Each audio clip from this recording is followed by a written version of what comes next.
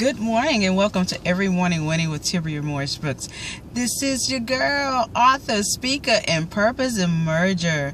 I'm so excited that you have chosen today, that you made today a conquer and winning day. That you woke up this morning and said, I'm going to win and I'm going to conquer over whatever it is that you have in your life that you may need to win and conquer over. I'm thanking you chose today to make today the winning and conquering day, the winning and conquering morning. You chose to get up this morning and win and conquer over sleepiness.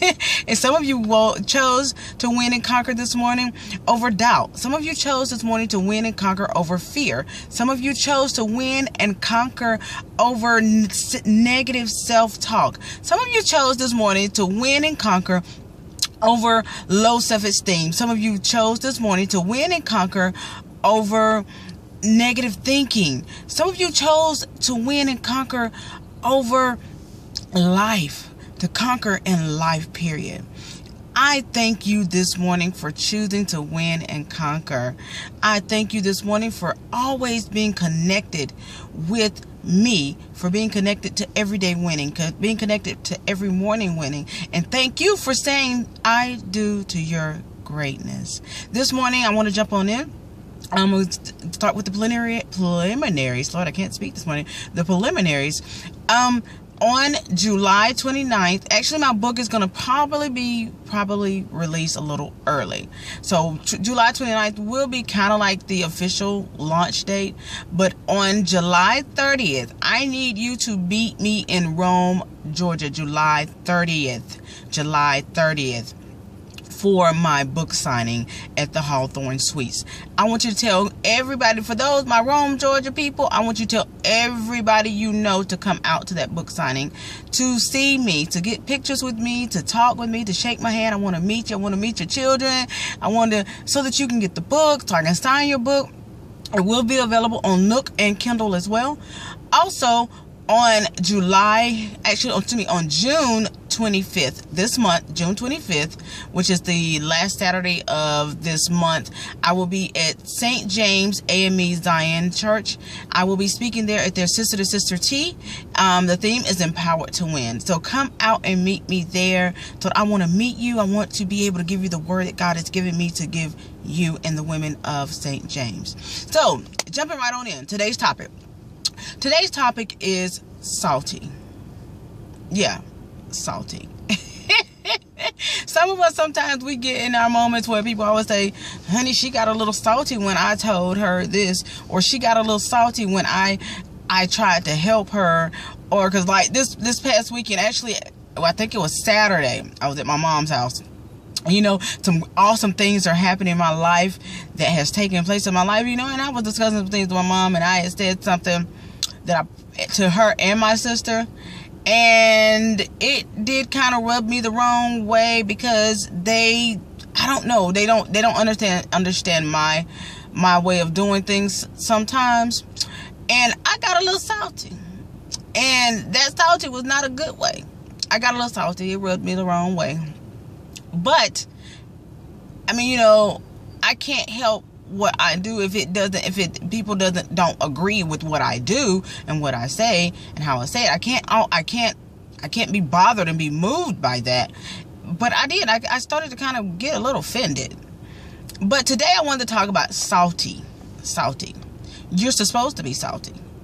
And I know you're probably thinking, I'm supposed to be salty. Yes, you're supposed to be salty. And I'm going to tell you where I'm going with that. Matthew 5:13 says, you are the salt of the earth. But if the salt loses its flavor, how shall it be seasoned? It is then good for nothing but to be trampled upon by men. So I'm going to read that again. Matthew 5:13. Let's really let this soak in and marinate. Let's marinate. Let's let this marinate. You are the salt of the earth. But if the salt loses its flavor, how then shall it be seasoned? So we know if you're a cook, and those who cook, you know, sometimes you can go eat at people's houses because, you know, people like, nah, I don't go eat at everybody's house. I don't eat everybody cooking.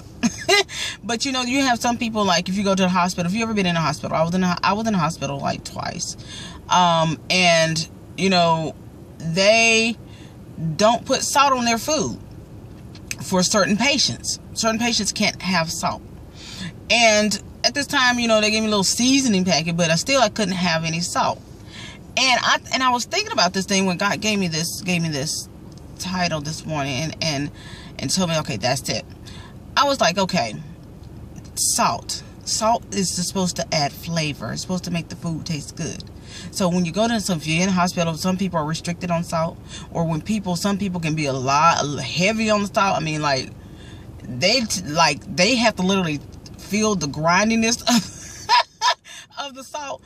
I mean, you know, yeah. But anyway, you have to know that your life is the salt to somebody who needs seasoning. In their season, they may just have the plain season like the example I was given at the hospital. They give the seasoning, but they don't give you the salt because you're restricted. Some people are restricted on the salt. But right now, you are the salt that someone needs. Someone needs some flavor in their lives. Someone needs the essence of who you are, the authentic you. So yes, we're supposed to be salty. I'm supposed to be salty. And with my salt that I have, that God has given me, we are the salt of the earth. We have to go upon this earth, and every person we connect with, we have to be salt in their life. Salt, see, sometimes, you know, when you apply salt to a wound, it doesn't feel good and it burns, and it also heals. Some of us are a healing salt to someone. Some of us have went through some things, have gone through some things, who have travailed over some things that has caused us to produce salt, and good salt. And that salt, that same salt that those things have created for us, those things that came in our lives to create the salt that we have on us, is to go out and be that salt to heal that wound of someone else. Someone maybe have a broken heart. Someone maybe had a bad relation, broke up from a bad relationship. Someone may be trying to heal from a sickness. Someone may be depressed. Some people may be dealing with all sorts of things like financial problems, mental issues, spiritual issues. And there's right now, you may have dealt with some of those things. And one of those things that I've just called out, you may be the salt to those things to bring healing. And I want to challenge you today. Write down the things that you've gone through, things that you have travailed over, things that you've conquered and won over. And ask God, when you write those things down, ask God to send you to those people that need to be affected by the salt that you have in your life. And that salt is the word of God. That word that you have, the same know-how that you used to heal. Go be that salt for that same person who has that same wound afflicted in their mind, afflicted in their heart, afflicted in their spirit, afflicted within their physical body. Go be that salt. Be that salt that causes things to heal. And sometimes, you know, you can put salt on things to cause things to come to life. You know, when you have some turnip greens. Now, we all have eaten turnip greens. And we know when you cook turnip greens are bitter. They're not like collard greens. You know, I'm a foodie. You know, so a lot of some of my analogies will come from food. Some of it won't. But this one today is, you know, when you cook some turnip greens are bitter. And some people put a little sugar in it to bring out to take away some of the tardiness, the bitterness.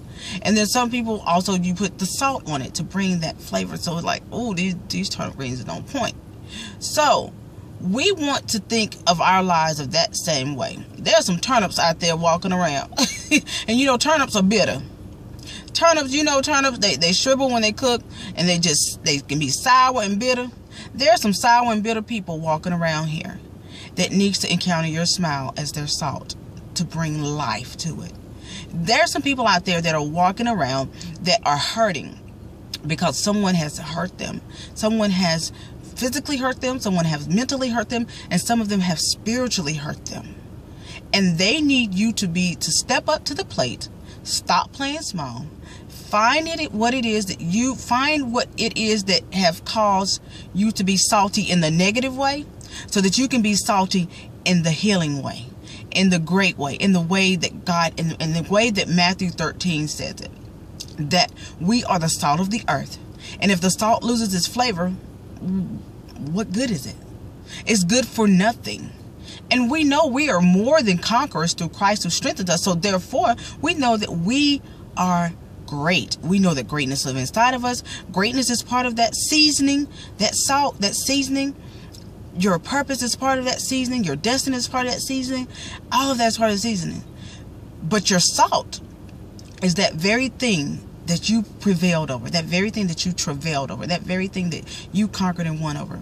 That's your salt. And that's the thing, you have to go and be the salt in someone else's life to cause them to heal. There are people out there that are waiting to hear your story, to hear your testimony, just as well as mine. I have come a long way in so many areas of my life, not just obesity, but a long way in so many areas. Low self-esteem. It's been some times in my life that I felt I wasn't pretty enough. I didn't look like this person. I wasn't built like this person. And that meant I felt like I didn't have any value. I felt like I didn't have anything to make an impact, to be an influential impact, to be something great. But you know, it took one person in my life, and I grew up with their children, their sons. I went to high school with their sons, and it's Mr. Jerry Wright. And I've told this story before. It's Mr. Jerry Wright. And when I was a young girl, Mr. Jerry Wright called the house and wanted to speak to my dad. And I answered the phone. I was like, "Hello," and and the voice on the other side said, "Hey, this the pretty one." And immediately I said, "This is Tib." And then the voice on the other side replied, "I know who this is. This the pretty one." And he was like, "Is your dad there?" I'm like, "Yeah, he's here." And immediately that left something within me to say that I had never been told by a man, by a gentleman, by a male figure. I'm going to say a male figure as a child, that I was pretty. I hadn't really even heard it when I bought from a female or a female perspective. I've never heard that I was pretty. And I thought that instantly gave me a response of, "This is Tib," as though I'm not the pretty one, as though that my sisters were the pretty ones. And that right there had made me realize that I am pretty. And I thought about that. I am pretty and I am beautiful. But then when I got in my adulthood, that whole cycle of not thinking I was pretty or good enough, I wasn't smart enough, came back. And then I had to really understand that I had to value me. And I had to love on me in order to be able to love someone else, in order to be the salt that add flavor to somebody else's life.